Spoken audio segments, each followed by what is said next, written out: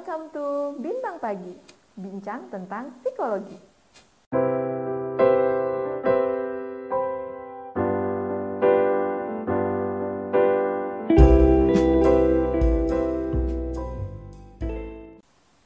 Oke teman-teman, kita udah bareng sama Syafira. Halo Syah, apa kabar? Alhamdulillah. Baik ya? Insya Allah baik-baik aja sih, baik-baik meskipun aja. udah stres di rumah aja. Di rumah aja, udah hampir 3 bulan ya. Oh iya, dia hampir Udah 3 hampir bulan 3 bulan ya. kita di rumah aja. Wow, nggak kerasa. Oke, nah momennya nih di rumah aja gitu. Pas banget sama tema kita pada hari ini ya. Kita ini mau bahas tentang kesepian atau loneliness, kita memandang dari perspektif psikologi tentunya. Nah, gini Syah, jadi itu banyak banget orang yang datang pada saat konseling gitu ya. Mereka tuh ngomong kalau saya ini kesepian Mbak, saya ini kayaknya nggak punya teman, saya ini kok kayaknya hidupnya hampa gitu. Banyak cerita dari mereka walaupun ada di rumah atau lagi main sama teman-temannya gitu, tapi kayak ngerasanya tuh sepi gitu, hampa hidupnya. Walaupun dia tuh lagi kumpul sama teman-temannya, tapi tetap ngerasa kok kayaknya ada sesuatu yang kurang kosong gitu ya ya. gitu, ada yang kesepiannya. Nah, kalau dari pandangan psikologi sendiri nih Syah, kesepian tuh apa sih? Kesepian itu sebenarnya lebih ke pengalaman subjektif. Jadi pengalaman subjektif yang tidak menyenangkan diakibatkan dari kurangnya interaksi dengan lingkungan sosialnya gitu.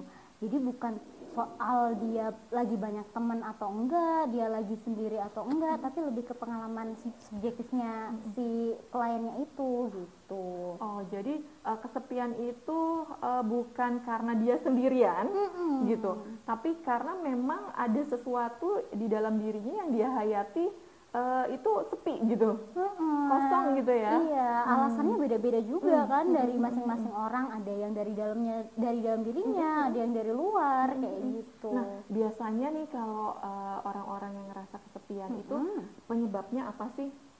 Penyebabnya banyak banget ya. Itu kayak yang dibilang tadi itu ada internal, ada juga dari eksternal. Kalau dari internal itu bisa karena dia itu berekspektasi sama lingkungan sosialnya gitu. Karena kan sebenarnya pada dasarnya emang manusia itu biasa ya ngerasa kesepian ya, hampir semua hampir malah semuanya pernah ya. ngerasain. Bahkan di ketika kita lagi biasa aja juga kadang kesepian itu menyerang ya sih. Jadi kesepian itu bisa menyerang siapa aja di mana aja gitu kan. Nah, kalau dari internalnya itu biasanya karena dia berekspektasi terhadap lingkungan sosialnya. Kita kan cenderung butuh lingkungan sosial yang bisa nge-support kebutuhan sosial kita. Nah, ketika ekspektasi dan kenyataannya itu beda gitu. Nah, itulah kita bisa merasa kecewa dan akhirnya kesepian gitu. Itu kok dari internalnya. Nah, kalau dari eksternal tuh bisa karena emang nggak ada orang, bisa karena emang nggak ada lingkungan sosial yang bisa diajak kayak gitu. Itu bisa banget bikin seseorang itu merasa kesepian. Oke. Berarti kesepian itu sebabnya ada 2 nih ya. Yang pertama internal, yang kedua eksternal gitu. Nah, kalau dari internal ini biasanya ada gap antara ekspektasi sama realitanya gitu ya. Jadi si A ini berharapnya apa tapi kenyataannya apa, dan itu bikin dia kecewa ya. Iya, benar banget. Dan yang kedua ini dari eksternal. Eksternal ini misalnya lingkungan sosial yang kayaknya dia nggak nyambung atau seperti apa? Dari misalnya nih lingkungan sosialnya emang nggak ada. Oh, memang tidak ada. Emang seseorang tuh lagi sendirian gitu, lagi sendirian. Terus yang dia rasain adalah tidak ada interaksi, akhirnya kesepian. Biasanya sih yang ngerasain ini orang-orang ekstrovert. Oh, orang-orang ekstrovert ya. Oh, berarti emang butuh. Introvert sama ekstrovert ini berpengaruh ya? Oh, bisa banget gitu. Oke, jadi kesepian itu ada pengaruhnya sama ini ya, kepribadian kita juga ya? Iya, ada hubungannya. Jadi ada penelitian ini yang bilang kalau ada faktor-faktor yang bisa menyebabkan itu kan dari penyebab dari kesepiannya itu. Nah, selain itu juga ada seperti karakter individunya kayak gimana, terus juga situasinya seperti apa, dan bahkan budaya itu juga mempengaruhi gitu. Nah kalau karakter individu ya itu tadi bisa jadi karena emang kepribadiannya kayak gitu, itu mempengaruhi banget sih. Kalau kira-kira kalau misalnya orang introvert gitu kan, lebih cepat atau lebih lambat merasakan kesepian, gimana ya maksudnya? Ketika orang itu introvert berarti kan dia mungkin terbiasa dengan hal-hal yang tidak terlalu ramai gitu kan. Apakah dia akan cepat merasa kesepian atau sebaliknya? Justru sebaliknya. Karena kalau orang introvert itu dia kadang memang butuh space atau butuh sendiri itu untuk merecharge energinya gitu. Jadi orang introvert bukan berarti dia nggak interaksi ya gitu. Orang introvert tetap interaksi sama orang lain, tapi ada waktu-waktu emang dia butuh untuk sendiri kayak gitu. Nah beda sama orang extrovert yang emang kebutuhannya interaksi sama orang lain. Jadi ketika situasi pandemi ini kasihan banget orang extrovert kan, betul, kebutuhannya nggak bisa terpenuhi gitu. Bahkan nggak introvert dan extrovert nih, lingkungan sosial yang bahkan tidak mensupport kebutuhan kita itu juga nggak bisa dibilang interaksi yang bagus ini. Nah jadi lingkungan sosial ini tuh kan ada yang nggak support dan support tuh. Nah yang nggak support ini itu yang biasanya tuh tetap bikin orang jadi kesepian. Misalnya gimana tuh? Kita lagi butuh curhat, terus ternyata nggak ada yang bisa ngerespon dengan baik, nggak ada yang bisa dengerin curhatan kita.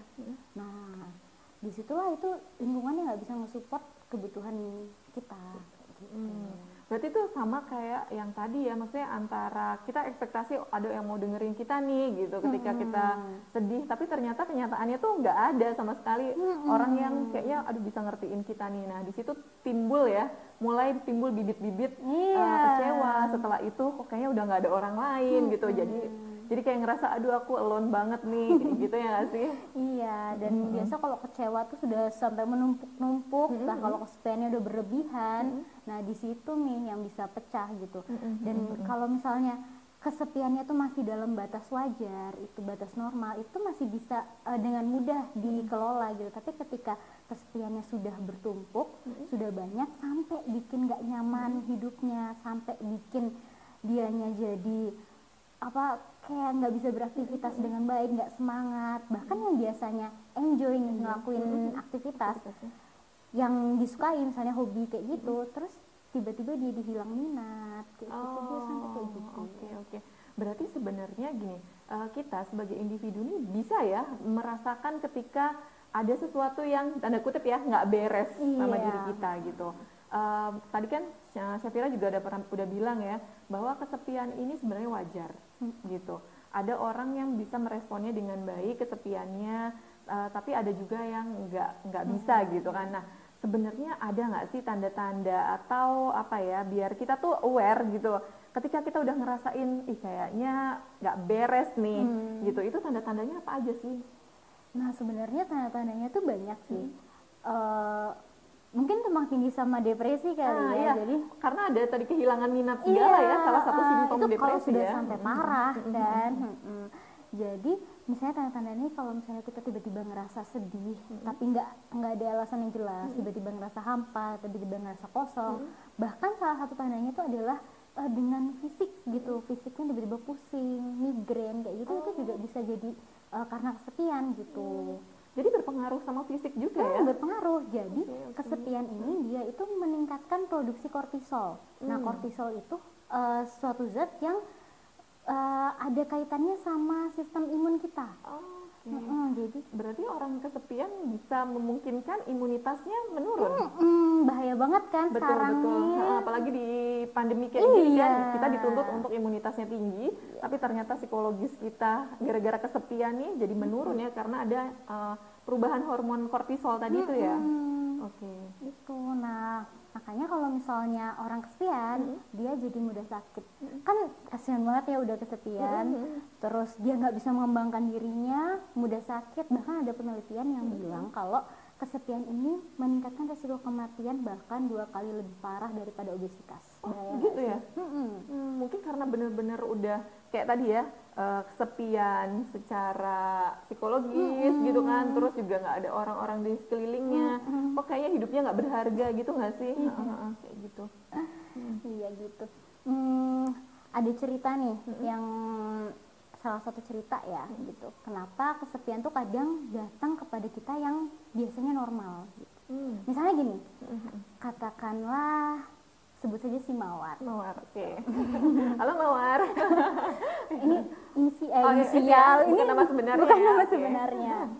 Jadi si Mawar ini dia punya sahabat. Si Mawar tuh nunggu-nunggu nih sahabatnya buat ngubungin dia. Tapi ternyata seharian nggak ngubungin. Akhirnya Mawar mikir, wah si sahabatku udah nggak butuh aku nih. Wah sahabatku ini nggak pengen ngubungin aku nih. Akhirnya besok sahabatnya baru bisa ngubungin. Ketika sahabatnya ngubungin, terus sahabatnya jelasin kenapa dia nggak bisa bla bla bla. Ini si Mawar padahal masih kesal kan. Terus sahabatnya nanya nih, terus kenapa nggak kamu hubungin aku duluan? Nah, akhirnya si Mawar nggak bisa jawab apa-apa. Nah disitulah itu kenapa jadi dari cerita ini kita bisa tahu bahwa penting banget kita untuk mengetahui atau merasakan situasi orang lain juga gitu. Karena kalau misalnya yang kita pentingin cuma diri kita sendiri, kesepian itu bisa jadi sangat. Nah itu karena tadi si Mawar ini mengharapkan temennya duluan gitu kan yang menghubungi, padahal kan gak apa-apa juga nih Mawar hubungin temennya duluan ya nggak sih, mungkin karena gengsi atau apa gitu. Nah itu bisa bahaya banget ya, betul. sederhana padahal. Nah berarti kita bisa ya mengenali tanda-tanda kalau kita kayaknya menuju ke arah kesepian yang parah gitu ya. Nah buat teman-teman nih mungkin yang sekarang di pandemi ini kok kayaknya, apalagi buat orang-orang yang tadi dibilang ekstrovert ya, kayaknya udah mulai menunjukkan gejala-gejala kesepian. Ada nggak sih cara yang bisa dilakukan nih ketika di rumah untuk sedikit lah setidaknya tuh mengurangi rasa kesepian yang dirasakan? Oh bisa banget lah. Gitu. Gimana tuh caranya? Jadi kan sebenarnya nih di dalam memahami kesepian itu tuh ada 3 poin penting itu. Yang pertama adalah kita perlu kenali dulu diri sendiri, atau kenali dulu kita itu sedang merasa kesepian, terima gitu. Terus yang kedua itu kita kudu tahu penyebabnya. Apa sih yang bikin kita ngerasa kesepian? Kan bisa dari luar, dari dalam gitu. Terus yang ketiga, nah itu baru tadi tahu cara mengatasinya gimana. Nah cara mengatasinya tuh juga bisa sendirian atau bisa juga melakukan interaksi dengan orang luar gitu. Kalau sendirian itu dengan ya sambil introspeksi, melakukan aktivitas atau hobi gitu, atau mencoba hal-hal yang baru gitu. Nah selain itu juga kita perlu banget untuk menghilangkan rasa bersalah, rasa menyalahkan diri sendiri, itu perlu banget dihilangkan. Terus mulai untuk menghilangkan ekspektasi, itu penting banget gitu. Nah kemudian untuk interaksi kita perlu banget untuk menyadari bahwa kita butuh untuk berinteraksi dengan orang lain, untuk ngobrol sama orang lain. Bukan pengen ya, kita tapi butuh harus gitu. Kita emang butuh gitu. Nah kalau misalnya emang kita nggak ketemu orang-orang yang dirasa juga memenuhi kebutuhan kita bisa mencari orang-orang yang lain, orang-orang baru, bisa reconnect sama orang-orang lama gitu, misalnya teman SD, teman SMP, atau ya pakai ini aplikasi-aplikasi kan sekarang banyak ya. Tinder. Iya, itu seperti itu. Kan nggak cuma nyari pacar bisa nyari teman. Nah gitu. Terus abis itu kita juga bisa bukan interaksi sama orang, kita interaksi sama hewan-hewan gitu. Kalau misalnya yang punya peliharaan mungkin bisa berinteraksi dengan hewan peliharaannya ya. Kadang tuh sekarang banyak kucing ya. Kucing, tuh ikan, kadang gitu. Bener-bener piara ikan diajak ngobrol gitu ya. Iya gitu. Nah terus selain itu kalau misalnya untuk aktivitas itu juga bisa ngelakuin seperti mewarnai atau menggambar, itu untuk mengekspresikan gitu apa yang kita rasakan gitu kan. Terus selain itu juga bisa berolahraga, bisa jogging atau olahraga yang bareng teman-teman, jadi kayak basket, bulu tangkis bagus yang kayak gitu. Jadi tetap ada interaksinya ya gitu, nggak sendirian gitu. Nah, kalau di pandemi gini kan dibatasi ya gitu loh aktivitas bertemu secara fisik. Mungkin bisa diganti dengan berteleponan atau misalnya zoom-zooman gitu bisa. Video call kayak gitu bisa. Yang penting kebutuhan untuk interaksi dengan orang lain tuh bisa terpenuhi. Oke, kebutuhan untuk berafiliasi lah ya gitu sama orang-orang. Oke, jadi ada dua cara ya sebenarnya yang bisa dilakukan sama teman-teman semua. Yang pertama internal, yang kedua eksternal. Nah, cara internal ini teman-teman bisa mulai belajar untuk tidak menyalahkan diri sendiri dan mengurangi ekspektasi-ekspektasi yang teman-teman punya. Biasanya kita tuh punya harapan ABC agak tinggi gitu, tapi sekarang coba untuk melihat situasinya seperti apa, kenyataannya seperti apa, dan mulai menurunkan ekspektasi itu. Dan yang kedua adalah dari eksternal. Dari eksternal ini kita tetap harus connecting sama orang lain ya. Kalau misalnya nggak punya lingkungan yang mendukung gitu, kita bisa interaksi dengan misalnya hewan peliharaan atau kalau sekarang selain hewan mungkin tumbuh-tumbuhan ya, tumbuh-tumbuhan yang dipelihara itu bisa gitu. Jadi itu cara-caranya teman-teman. Mungkin teman-teman bisa lakukan itu di rumah. Tadi juga ada aktivitas seperti olahraga gitu. Kalau di masa pandemi sekarang ini mungkin sulit ya untuk ketemu sama teman-teman gitu. Nah, bisa video call atau lewat Zoom. Atau bahkan sekarang kayak banyak reuni-reuni nggak sih? Justru momennya ya. Jadi kita bisa bisa ngini lagi sama orang-orang yang udah lama nih gitu. Kebanyakan Telegram sekarang itu tuh benar-benar Telegram. Betul. Oke. Nah, gimana? Hampir lupa. Jadi sebenarnya ada satu lagi nih yang ini kudu diingat sih gitu. Karena kalau misalnya kita kesepian, kadang siapapun yang datang itu kita ngerasa kayak penolong kita nih kayak gitu. Nah, tapi kita perlu hati-hati banget. Jangan sampai orang ini menjadi toksik buat kita. Jadi kalau misalnya orang ini menjadi toksik buat kita, terus kita lama-lama malah jadi dependen. Itu bisa memang nggak kesepian sih, tapi nanti berubah lagi tuh. Mungkin betul. Malah jatuhnya udah bukan kesepian lagi, tapi akan ada gangguan psikologis lainnya ya sih. Jadi kayak ngerasa orang itu, wah dia itu my hero gitu, my hero, gila dia datang di saat yang gue butuhkan nih. Kasarannya kayak gitu ya. Terus akhirnya kita jadi bergantung, jadi malah kita memang nggak kesepian, tapi kita malah jadi tergantung sama orang lain ya, dan akan menimbulkan masalah baru lagi. Oke, kalau kayak gitu, ada lagi yang ingin disampaikan seputar kesepian ini, Syafira? Nggak ada sih, tapi untuk teman-teman yang ngerasa kesepian, ini mungkin pesan saya kalau misalnya kalian ngerasa kesepian, terus ngerasa nggak baik-baik aja, itu kalian boleh banget, wajar banget untuk datang atau ngubungin profesional. Karena kalau misalnya kita nggak ngubungin profesional itu malah kita tetap terlambat gitu. Nah, di situasi pandemi sekarang ini banyak banget loh itu kayak ada konseling online kayak gitu. Bahkan dari pemerintah sendiri ngadain itu. Gitu. Jadi butuh banget nyari. Oke, jadi jangan takut, jangan ngerasa gimana-gimana ketika kalian sudah merasa mulai kesepian dan tidak bisa menghandle diri kalian sendiri. Jadi saran dari Syafira adalah coba kalian datang ke profesional gitu. Bahwa tadi dari sekian obrolan kita gitu ya, mungkin bisa disimpulkan bahwa kesepian ini sangat subjektif ya. Setiap orang itu akan merasakan beda-beda dan akan memaknai pengalamannya itu beda-beda gitu. Mungkin ada orang yang biasa aja terhadap kesepian yang dia alami. Dengan dia meresponnya biasa aja, dia bisa menuju ke arah yang positif gitu. Dia bisa berintrospeksi diri gitu, melihat bahwa dirinya seperti apa. Tapi ada juga orang-orang yang luar biasa dalam arti kata dia tidak bisa merespon kesepian ini dengan baik gitu. Jatuhnya adalah dia memaknainya secara negatif gitu.